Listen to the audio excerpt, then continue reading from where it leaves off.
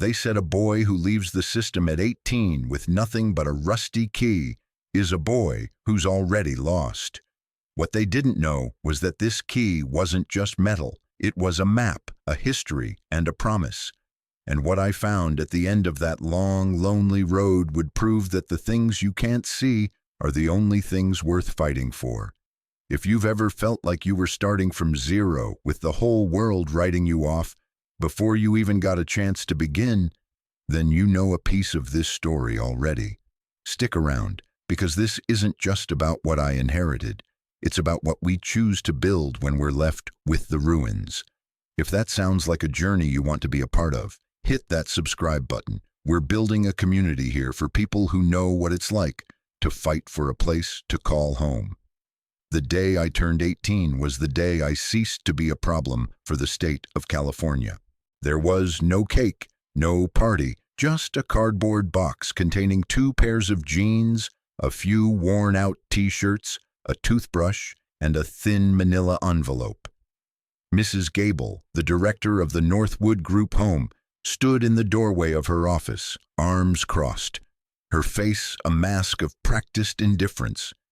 It was a look I had seen for 10 years, a look that said, "You are a line item, and that line has now been closed."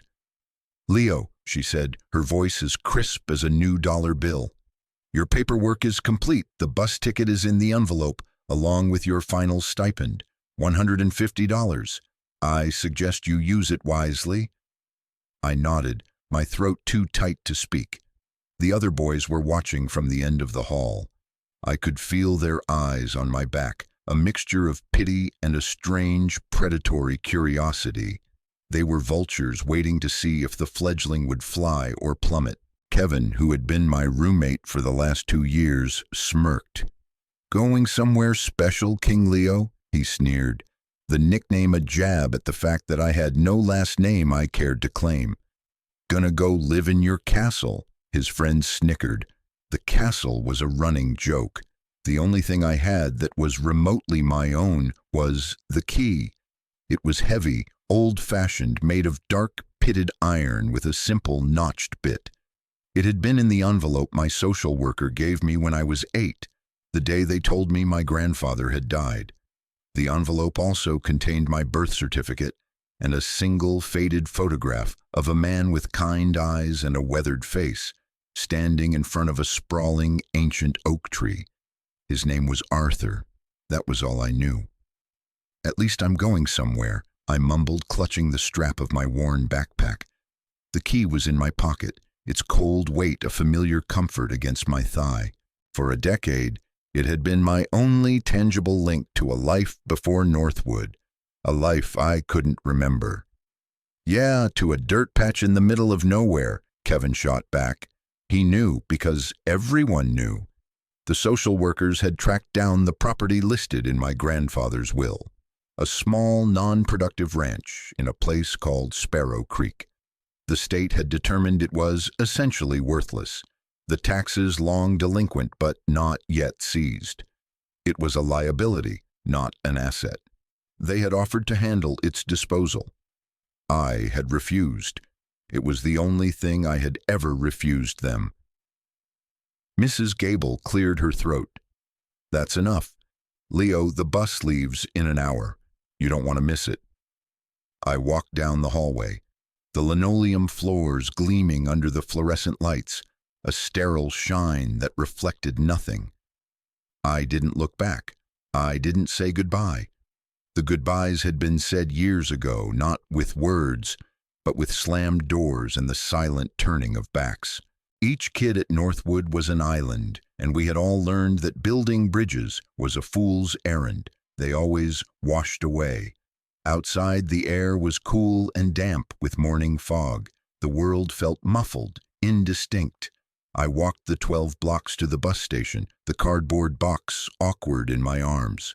The $150 felt like a joke, a pittance meant to last until I found a job, a room, a life. It was a push out the door with a whisper of good luck that sounded more like good riddance. At the station, I bought a bottle of water and a stale pastry, the first purchase of my adult life. It felt hollow. I sat on a hard plastic bench and pulled out the envelope. Inside was the bus ticket, three $50 bills, and the faded photograph of Arthur. I studied his face again, searching for a flicker of recognition, a ghost of a memory. Nothing.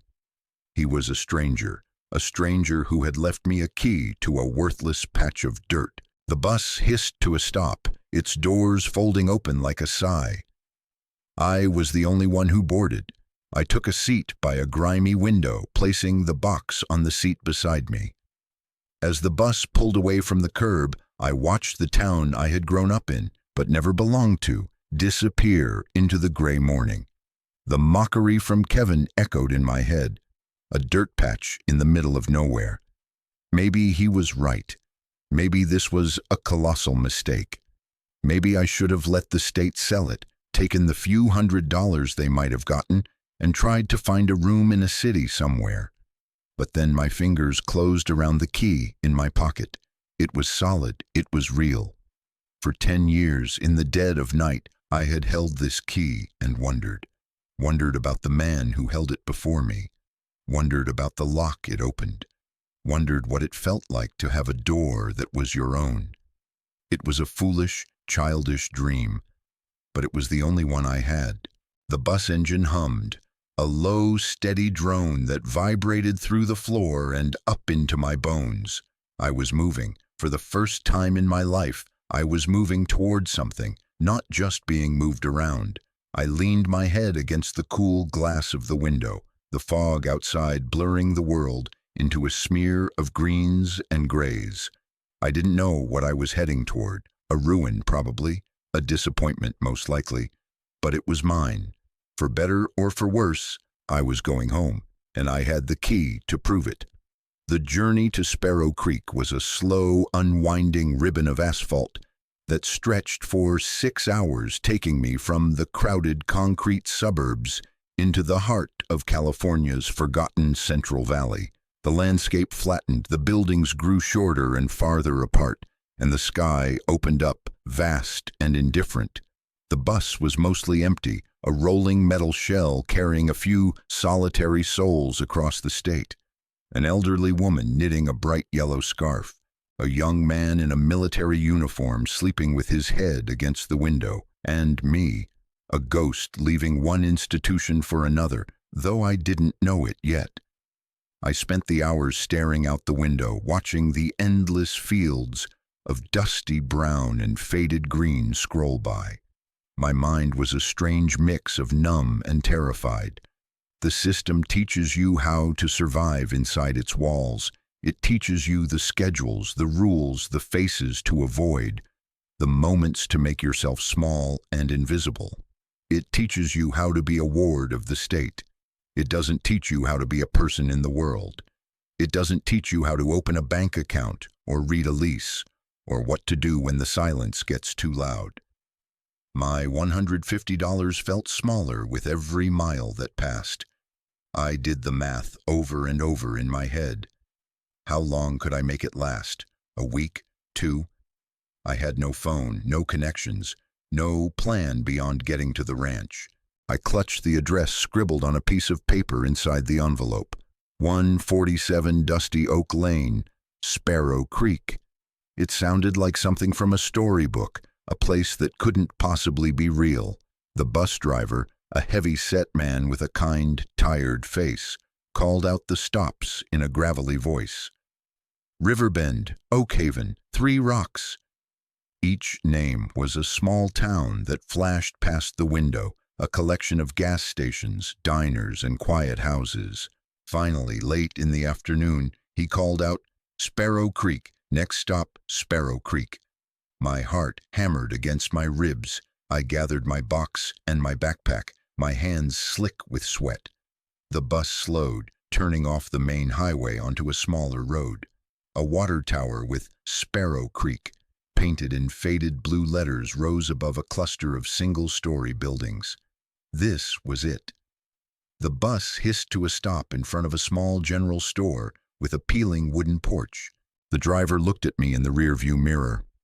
This is you, son. I stood and walked to the front, the box feeling heavier than before. "Thank you," I said, my voice barely a whisper.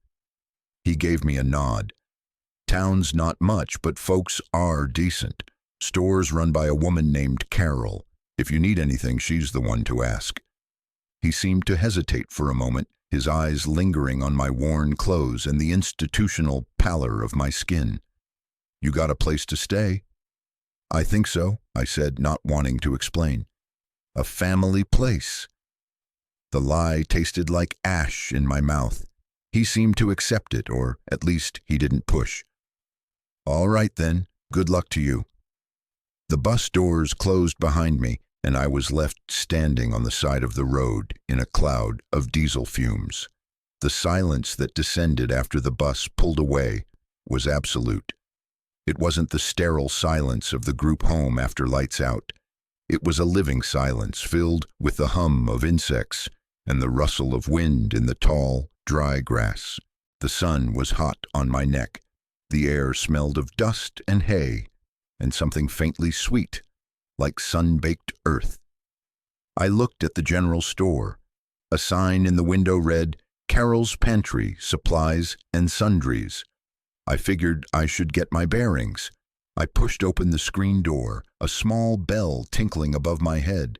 The inside was cool and dim, smelling of sawdust and coffee. Shelves were stocked with canned goods, hardware, and bags of feed. A woman with short, graying hair and a friendly, wrinkled face stood behind the counter, wiping it down with a damp cloth. This must be Carol. She looked up and smiled. "Well, hello there. Haven't seen you around before." "Just got into town," I said, setting my box down by the door. "I'm looking for a place. Dusty Oak Lane." Her smile tightened just a fraction, a flicker of something I couldn't read. Pity, maybe. "Ah, you must be heading out to the old Miller place." "Miller?" I'd never heard that name. "My grandfather's name was Arthur," I said. "Arthur Miller."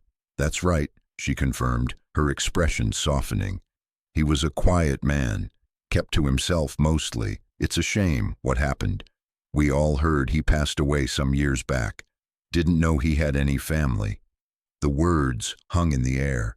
Didn't know he had any family. It was a familiar feeling, being the forgotten piece, the loose thread. "He was my grandfather," I repeated, as if saying it again would make it more real. "Well, I'll be," she said, leaning on the counter.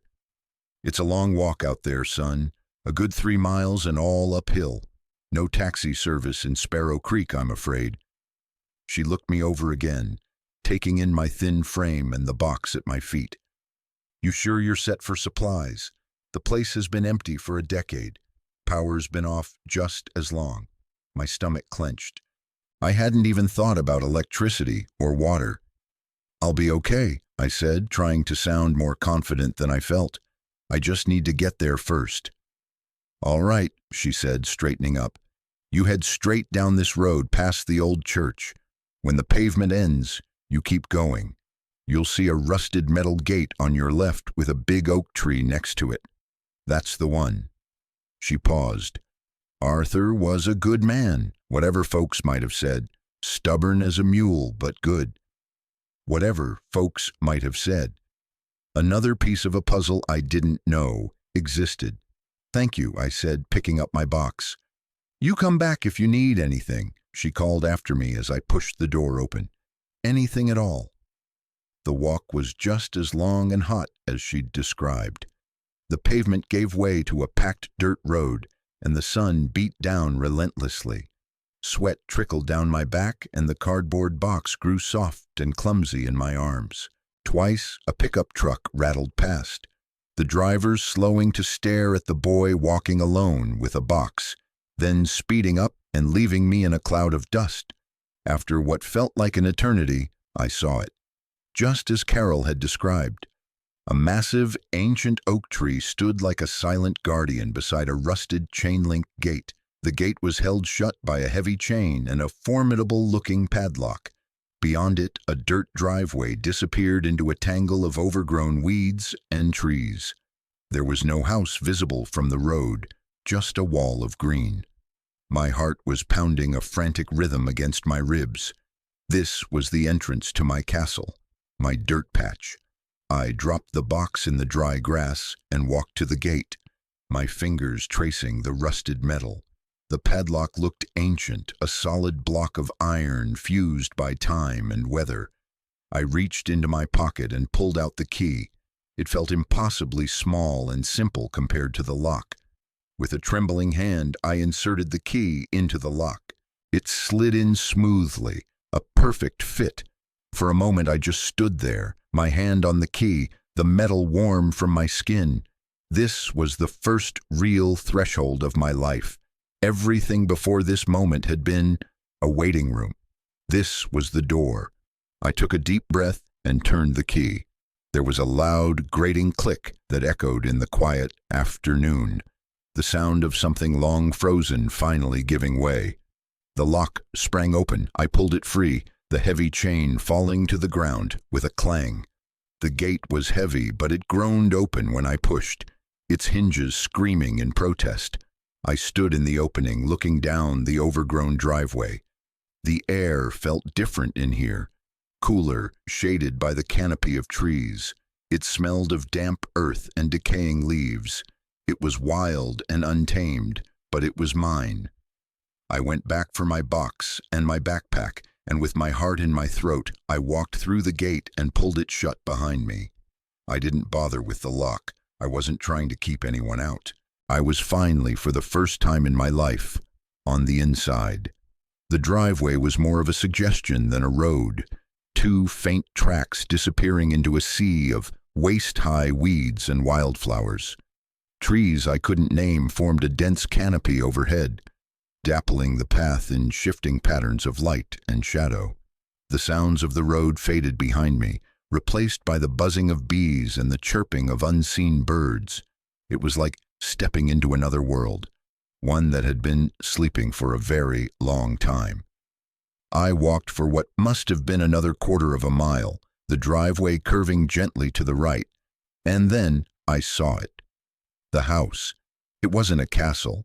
It was a simple one-story ranch house, built of wood that had long ago weathered to a soft, silvery gray. The roof of the porch sagged in the middle, and several shingles were missing from the main roof, leaving dark, vulnerable patches. The windows were blank squares of grimy glass, like vacant eyes. A climbing rose gone wild and thorny had conquered one entire wall, its pale pink blossoms a defiant splash of color against the decay.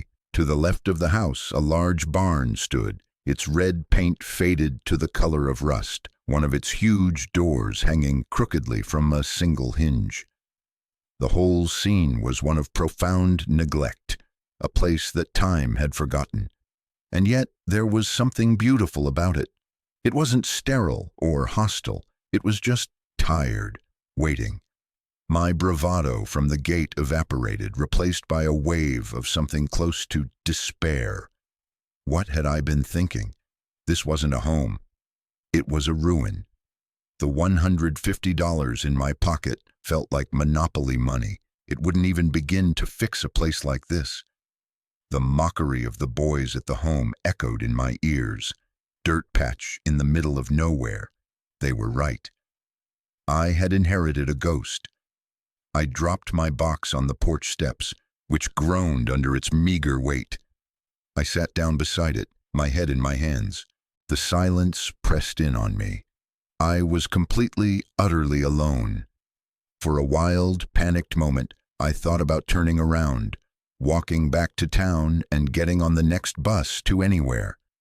I could sell the key to a scrap metal dealer.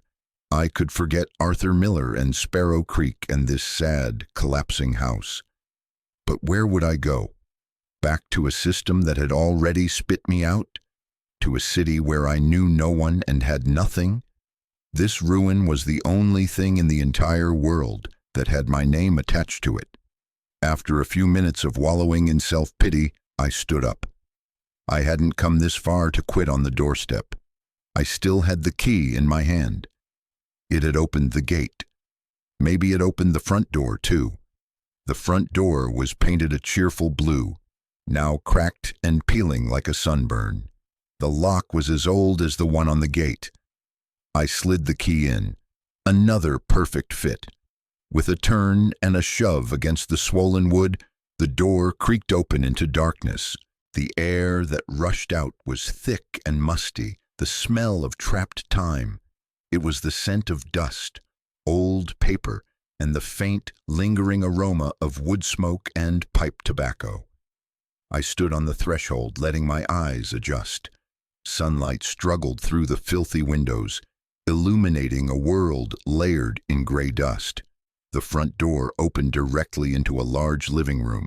A stone fireplace dominated one wall, its hearth filled with ashes. The furniture, a sturdy-looking sofa, 2 armchairs, a coffee table, was draped in white sheets, their forms like sleeping ghosts under the shrouds. Dust motes danced in the shafts of light like tiny, glittering spirits. It was a tomb, a perfectly preserved monument to a life that had ended a decade ago. I stepped inside, my boots echoing on the wooden floorboards. I walked to the nearest window and, with the sleeve of my shirt, wiped away a circle of grime. Outside, the overgrown yard looked wild and beautiful. I could see the barn more clearly now, and beyond it, rolling hills that faded into a hazy blue in the distance. This was the view my grandfather had seen every day. I began to explore, moving slowly from room to room.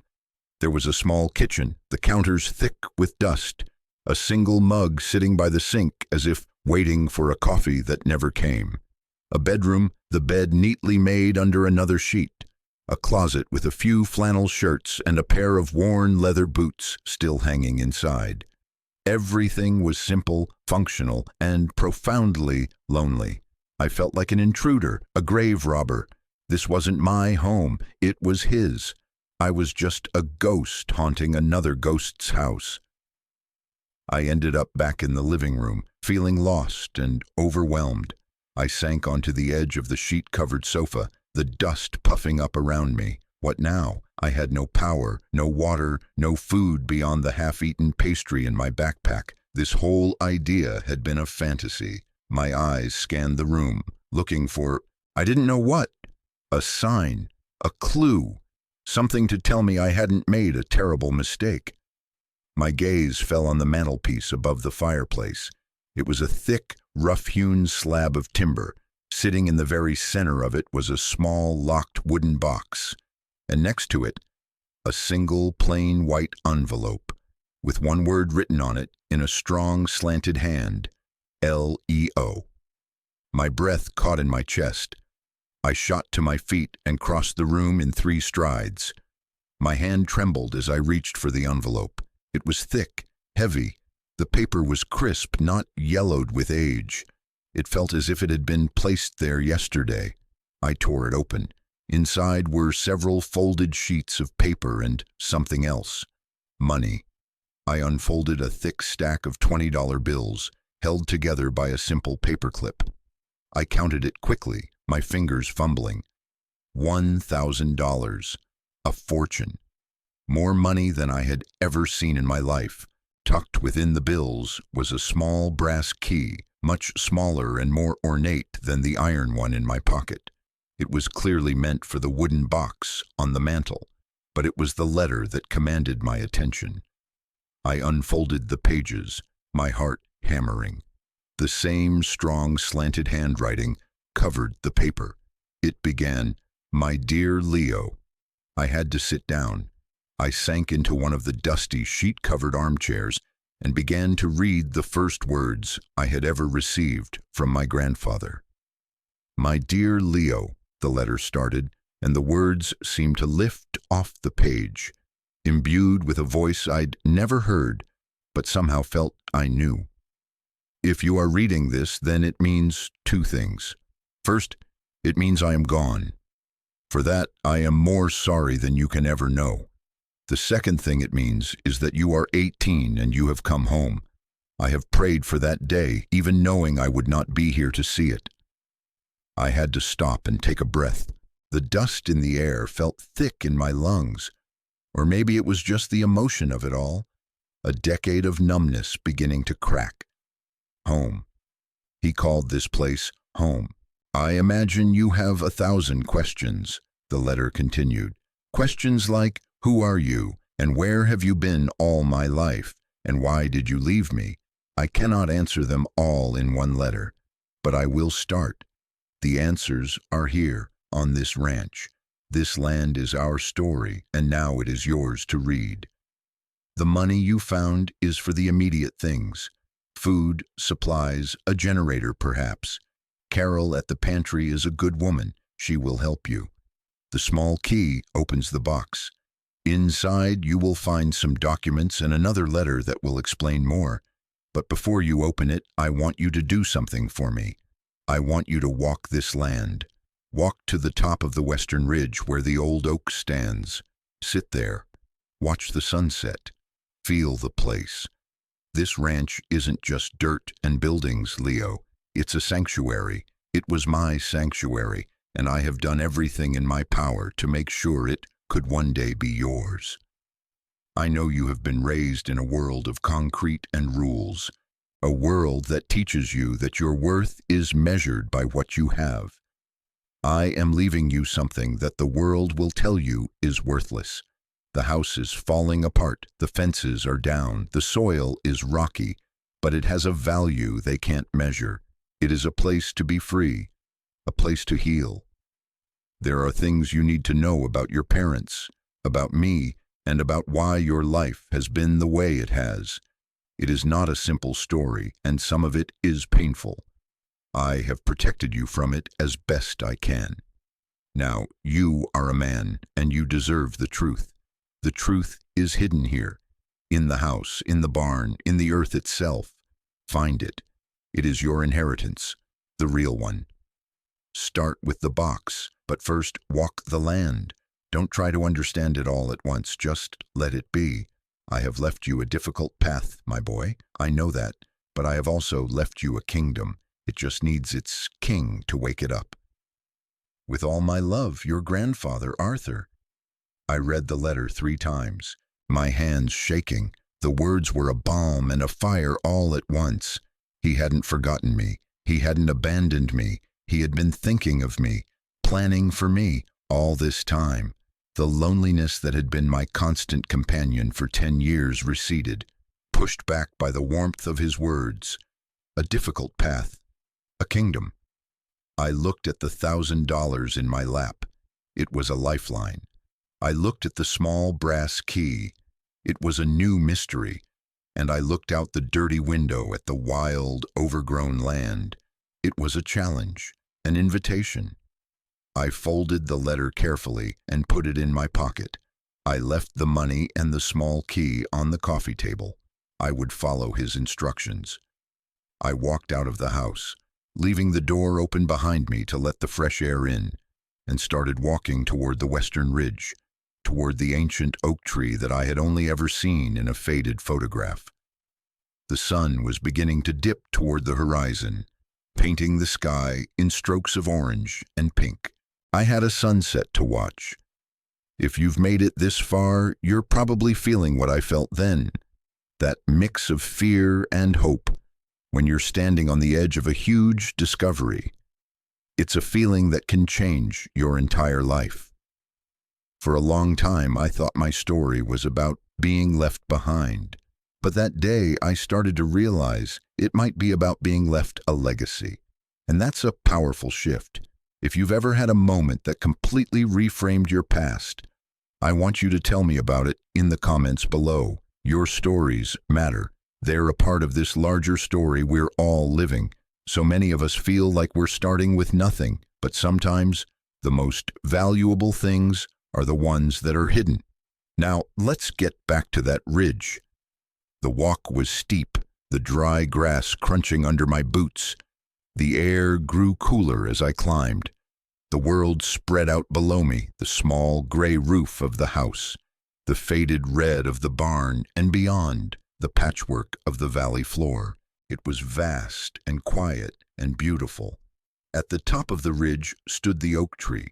It was even more magnificent than in the picture.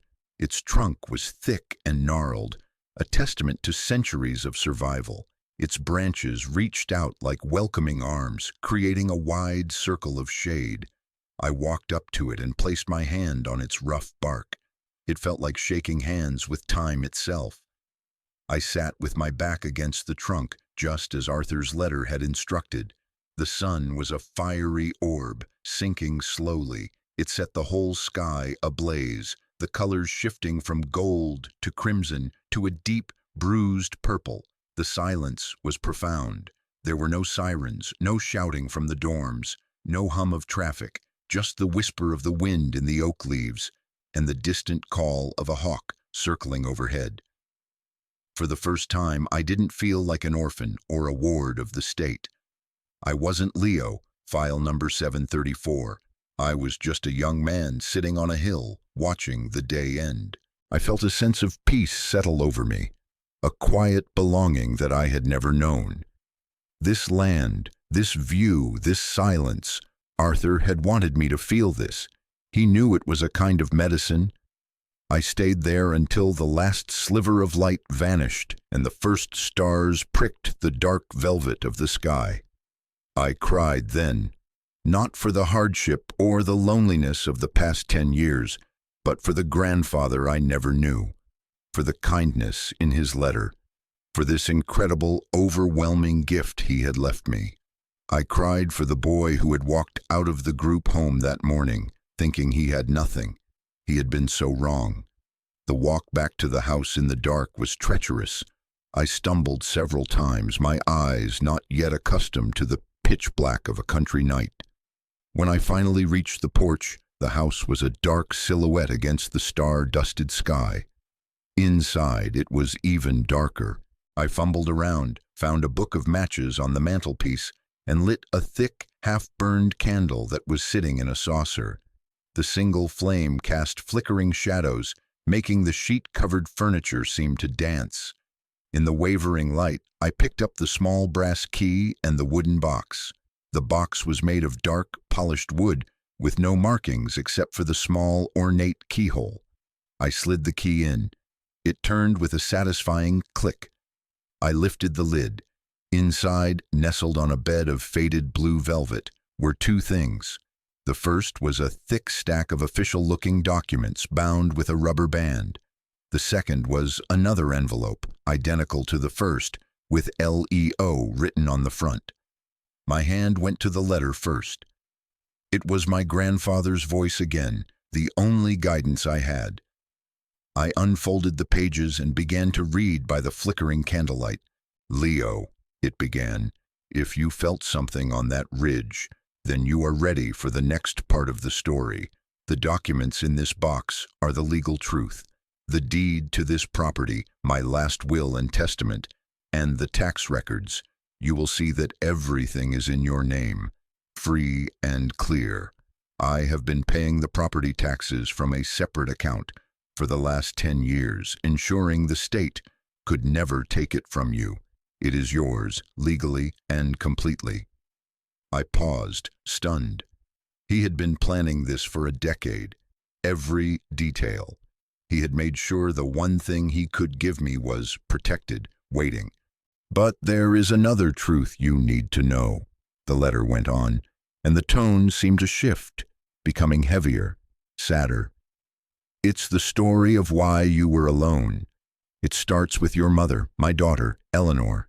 She was bright and beautiful and full of a fire I could never tame. She fell in love with a man who was charming on the outside but rotten on the inside. Your father. I don't even want to write his name. He was involved in dangerous things, criminal things. He dragged Eleanor into his world. When you were born, it was the happiest day of my life. I saw a chance for her, for you, to have a different life. But he wouldn't let her go.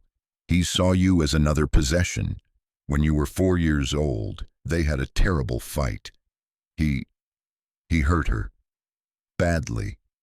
She took you and she ran, driving all night to get here to the ranch. She was terrified. He had threatened you.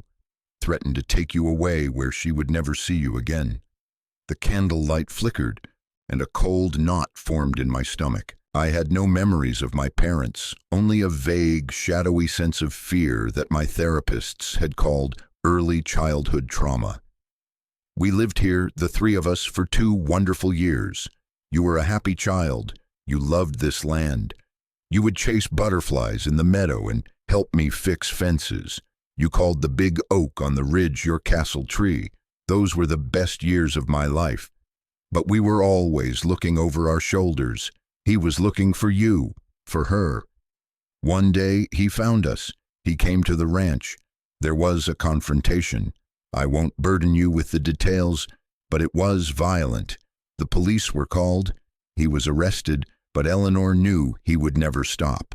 He was obsessed. She made the hardest decision a mother could ever make. She decided to disappear, to give you a chance at a life free from him. She made me promise to protect you. The only way to do that was to sever all ties. If he couldn't find her, he would come for you. So we staged an accident. We made it look like she had driven off a cliff into the ocean. It was a clean break, and I, to protect you from him and his associates, who might try to use you as leverage, had to let you go too. I had to put you into the system where your records would be sealed, where you would become another anonymous face in the crowd. It was the only way to make you invisible. It broke my heart. It was the hardest thing I have ever done. Your father went to prison for other crimes a year later, but by then the damage was done. I tried to get you back, but the system is a machine. Once it has you, it doesn't let go easily. They said I was too old, that my income was too unstable. They said you were settled. Every appeal was denied, so I changed my plan. If I couldn't bring you here, I would save this place for you. I became a ghost, watching you from a distance, getting reports from a private investigator I hired with every cent I had. I have a file full of your school photos, your report cards. I know you, Leo. I have watched you grow up from afar, and I am so proud of the man you are becoming. Your mother is alive. I don't know where, and it is better that way. She sends me a postcard once a year with no return address, just to let me know she is safe. She gave up everything for you. Never forget that. This ranch is your legacy, bought with her sacrifice and my regret. Now you must face the final piece of this puzzle. You will find it in the barn. Look in the old grain silo. There is a false floor. What you find there will present you with a choice. It is a choice that will define your future. Be brave, my boy. The truth is often heavy, but it's the only thing that sets you free. Arthur. I let the letter fall into my lap. The room was spinning. My mother was alive. My father was a criminal. My grandfather had spent his life watching me from the shadows. My entire history, the blank, empty space I had carried inside me for a decade, was suddenly filled with this epic, tragic story of love and sacrifice. The anger came first, hot and blinding. He let me go. He left me in that place with the cold rooms and the colder stairs for 10 years. He could have fought harder. He could have done something. The rage burned through me, a familiar fire that had kept me warm on many lonely nights. But then the anger cooled, and what was left was a profound, aching sadness. I remembered his words. It broke my heart. I tried to imagine it. A grandfather alone in this house, looking at photos of a grandson he couldn't have, sending money to a PI, just to know he was okay. A mother, somewhere in the world, sending a single postcard a year, a tiny signal of a love she couldn't express. They hadn't abandoned me. They had amputated a part of themselves to save the whole. The candle had burned low, the wax pooling around its base. A new day was only a few hours away. Arthur's final instruction echoed in my mind. The barn, the old grain silo, a choice. I didn't know if I was ready for another revelation, another piece of this heavy truth. But I knew I couldn't stop now. I had to see it through. I had to know what choice my grandfather had left for me in the dark of the old barn. I blew out the candle, plunging the room into darkness, and sat there for a long time, letting the weight of my newfound past settle over me. The first light of dawn was filtering through the grimy windows when I finally pushed myself out of the chair. My body was stiff, my mind exhausted, but a strange sense of purpose propelled me forward. I left the house and walked across the dew-soaked yard toward the barn. It loomed in the pale morning light, larger and more intimidating than it had seemed from a distance. The crooked door hung open like a broken jaw. I slipped through the opening. The inside of the barn was vast and cavernous, the ceiling lost in shadows far above. The air was thick with the smell of old hay, engine oil, and dry earth. Light streamed in through cracks in the wooden walls, creating stripes of gold across the dusty floor. An old, rust-colored tractor sat in the center, a sleeping iron beast. Stalls lined one wall, empty except for a few wisps of straw. Tools I didn't recognize hung from pegs on the walls. It was a cathedral of forgotten work.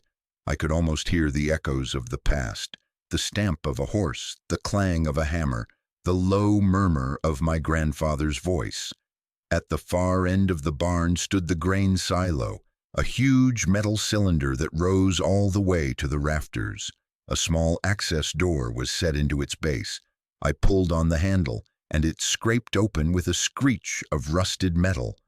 I peered inside. It was dark and smelled of stale grain. I fumbled in my pocket for the book of matches I'd found, lit one, and held it up. The silo was about 10 feet across and completely empty. The floor was made of wooden planks. I stepped inside, the match quickly burning down to my fingertips. I lit another. "A false floor," Arthur had written. I started tapping the planks with the heel of my boot. Most of them gave a solid, dull thud, but near the back wall one plank answered with a hollow echo. I got down on my knees, the splintery wood rough against my jeans. I felt around the edges of the hollow-sounding plank. My fingers found a small indentation, a finger hold. I pulled. The plank lifted easily, revealing a dark, square hole beneath. I lit another match and peered into the opening. It was a hidden compartment about 3 feet deep. And it was full. My eyes widened as the flickering light revealed what was inside. It was a large metal footlocker, and on top of the footlocker there was something else. A laptop computer, an older, rugged-looking model. My heart pounded. I reached in and lifted the laptop out. It was heavy. I set it on the floor of the silo and then turned my attention to the footlocker. It took all my strength to haul it out of the hole. It was heavy, solid steel, with 2 sturdy latches on the front. I clicked them open and lifted the lid. I gasped. The footlocker was filled with cash. Stacks and stacks of $100 bills, neatly bundled and wrapped in plastic. It was an impossible amount of money. I pulled out one bundle. It was marked $10,000. There must have been dozens of them. It was hundreds of thousands of dollars, maybe more. Beside the cash was a thick, leather-bound journal. I lifted it out. It was my grandfather's. I opened it to the first page. "For Leo," it read, "the whole truth." I sat there on the floor of the silo, the weak morning light filtering in, and stared at the fortune in the box. This couldn't be real. Where would a simple rancher get this much money? My hands trembled as I opened the laptop. I pressed the power button, not expecting it to work, but to my surprise, it hummed to life, the screen glowing in the darkness. It booted up to a simple desktop with only one file on it, a video file named "Watch Me First." I clicked it. My grandfather's face filled the screen. He looked older than in the photograph, his face more deeply lined, his kind eyes filled with a weary sadness. He was sitting in the living room of the house, in the same armchair I had sat in all night. "Hello, Leo," he said, his voice a low, gentle rumble. It was exactly as I had imagined it. "If you're watching this, you've found the last piece of the puzzle." I hope what you've learned so far has helped you understand. Now, for the hardest part. He took a deep breath. The money in that box. It's not my money, it's your father's. When he was arrested that day, he had a bag with him. This was in it. It was blood money, stolen, laundered. I don't know the full extent of it, but I know it's dirty. The police never found it. I hid it. I told myself I was keeping it as evidence in case he ever came after you or your mother again. But maybe I was just keeping it because I didn't know what else to do. He looked away from the camera for a moment, gathering himself. For years, it has been my burden. I could have used it to fix this place up, to hire better lawyers to get you back. But it felt wrong. It felt like letting him win, letting his poison seep into our lives. So I left it here, untouched. And that, my boy, is the choice I am leaving you. The hardest choice of all. That money, it's enough to change your life. You could sell this ranch, take that cash, and disappear. You could go to college, travel the world, never work another day in your life. You would be free, in a way. No one would ever know where it came from. He leaned forward, his eyes locking onto the camera, as if he could see me through the screen. Or you could choose a different kind of freedom. You could leave the money, or burn it, or turn it in to the authorities, though that would raise questions I can't answer for you. You could reject it and everything it represents. You could choose this place instead, this land, this legacy of struggle and sacrifice and love. You could use the 1,000 clean dollars I left for you and your own 2 hands, and you could make a life here, a hard life, an honest life. You could make this sanctuary whole again. It's the easy way versus the hard way, Leo. A fortune that will cost you your soul or a home that will demand all of it. I cannot make that choice for you. All I can do is tell you what I believe. I believe that true wealth isn't something you can count. It's the feel of good soil in your hands. It's the shade of a tree you planted. It's the peace of knowing you are standing on ground that is truly your own, earned with sweat and honor. That money is a ghost, Leo. It's your father's ghost, and you have to decide if you're going to let it haunt you or if you're going to banish it forever. The video ended. The screen went black, leaving me in the near darkness of the silo with my own reflection staring back at me. I sat there for a long time, the silence of the barn pressing in. The choice he laid out was so stark, so impossible. All my life I had had nothing. I knew what it felt like to be hungry, to wear clothes with holes in them, to be the charity case. The money in that box was a ticket out of that life forever. It was security. It was power. It was everything I had never had. I could walk away from this wreck of a ranch, from this complicated, painful history. I could create a new person, a new life, built on a foundation of $100 bills. No one would ever have to know. But I looked at my grandfather's journal sitting beside the laptop.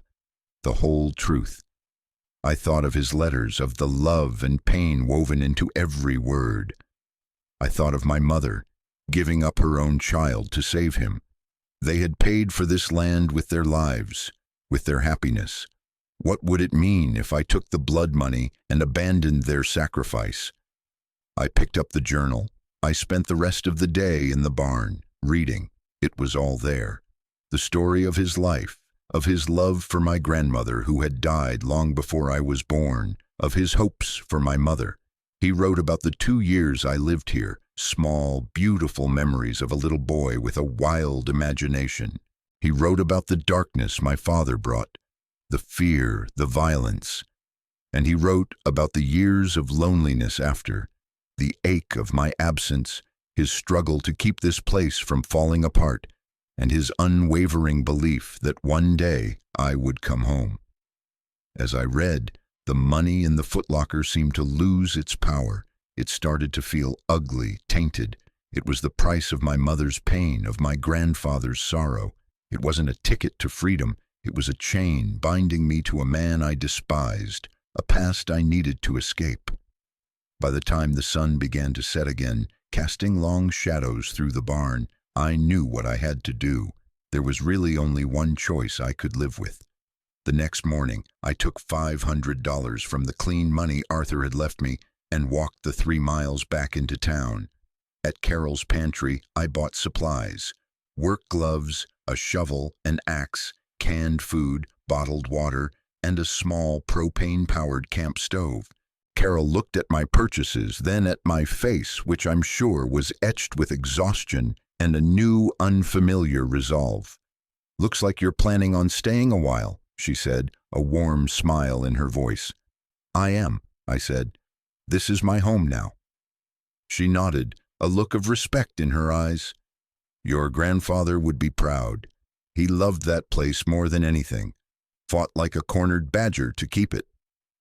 "Fought who?" I asked. "Oh, the development companies mostly," she said, bagging my groceries. "Viridian Development in particular. They've been trying to buy up all the land on that ridge for years. Want to build some fancy golf resort for rich city folks. Arthur was the last holdout. He told them he'd rather burn the place to the ground than sell it to them. They made his life difficult, legal notices, surveyors showing up unannounced, but he never budged." Viridian Development. I'd seen that name on some of the papers in the box. Now it clicked into place. The pressure he was under wasn't just internal, it was external too. He wasn't just protecting a memory, he was defending a frontier. I walked back to the ranch with my supplies, my mind buzzing. My choice was no longer just a personal, moral one. It was a fight.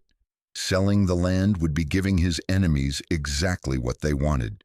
Staying, fixing it, living on it, that was the ultimate act of defiance. It was how I would honor him. When I got back to the house, I went straight to the silo. I took the laptop and the journal out of the footlocker. Then I started taking out the bundles of cash. I carried them, armful by armful, to a clearing behind the barn. I piled them up into a small mountain of dirty money. It must have been close to $500,000. Then I struck a match. I dropped it onto the pile. At first, nothing happened. Then a corner of a wrapper caught, and a small, hesitant flame appeared. It grew, licking at the edges of the bills, which curled and blackened. The fire spread, a strange, smokeless heat rising from the pyre. I stood and watched as my father's legacy, my easy way out, my temptation, turned to ash. It was the most liberating moment of my life. I was free. I was poor. I was facing an impossible amount of work, but I was free. I spent the next year working harder than I ever had in my life. I started with the house. I cleared out the dust and grime, scrubbed the floors, washed the windows. I used the remaining clean money to buy shingles and patch the roof. I got a small generator running, and for the first time in a decade, lights glowed in the windows of the old Miller place. I learned to fix things. I read my grandfather's old repair manuals. I taught myself basic carpentry, plumbing, engine repair. I got the old tractor in the barn running, its engine coughing to life like a resurrected giant. I cleared the driveway, mended the fences, and tilled a small patch of rocky soil for a garden. It was brutal, back-breaking work. There were days I would collapse into bed, every muscle screaming in protest, wondering if I had made a terrible mistake. The ashes of that money sometimes haunted my dreams, but every morning I would wake up, see the sunrise over the western ridge from my bedroom window, and I would know I had made the right choice. I was building something, not just taking something. I became a regular at Carol's pantry. I started talking to the people in town. They were wary at first, this strange, quiet boy who was trying to resurrect the dead Miller ranch. But they saw my beat-up truck, my calloused hands, and my determination. Slowly, they began to open up. A farmer named Gus taught me how to plant a proper garden. Carol gave me an old wood stove for the house when winter came. The town mechanic showed me how to keep the tractor running. I was no longer an island. I was becoming part of something. I was putting down roots in the same soil my grandfather had loved. One afternoon, about a year after I arrived, a sleek black car I didn't recognize pulled up my newly cleared driveway. A man in an expensive suit got out. He introduced himself as a representative from Viridian Development. He was smooth, polished, and his smile didn't reach his eyes. "Mr. Miller," he said, looking around at the repaired porch and the tidy yard with a dismissive air. "We were sorry to hear of your grandfather's passing. We had a long-standing offer with him for this property. We are prepared to extend that same generous offer to you. $2 million. He said it like he was handing me a winning lottery ticket. A year ago, that number would have staggered me. It was more money than I could comprehend. I looked at him. I looked at the house I had slowly, painfully brought back to life. I looked up at the western ridge, at my castle tree standing guard. I thought of my grandfather's words on the video. "True wealth isn't something you can count." I smiled. It was a real smile, a confident smile. It was the smile of a man who knew exactly what he was worth, and it had nothing to do with dollars. "Thank you for the offer," I said, my voice calm and steady. "But the ranch isn't for sale. It's not property. It's my home." The man's smile faltered. He tried to argue, to persuade, to explain what I was giving up. I just listened politely, and when he was done, I said, "I think you should go now." He left, angry and confused, unable to understand why a poor kid in dirty jeans would turn down a fortune. As his car disappeared down the driveway, kicking up dust, I felt a surge of triumph. I had faced my father's ghost and won. I had faced my grandfather's enemy and won. I had finally truly come home. It's been 5 years now since that day. The ranch is no longer a ruin. It's a home. The garden is thriving. I have a few chickens, a dog, and the old barn is filled with tools that I know how to use. It's not an easy life. It's a life of hard work, of fixing things that break, of worrying about the rain, but it's a good life. It's an honest life. It's my life. I never found my mother.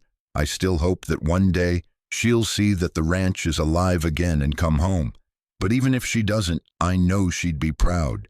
I honored her sacrifice. I honored my grandfather's faith in me. I learned that inheritance isn't about what you're given. It's about what you choose to do with it.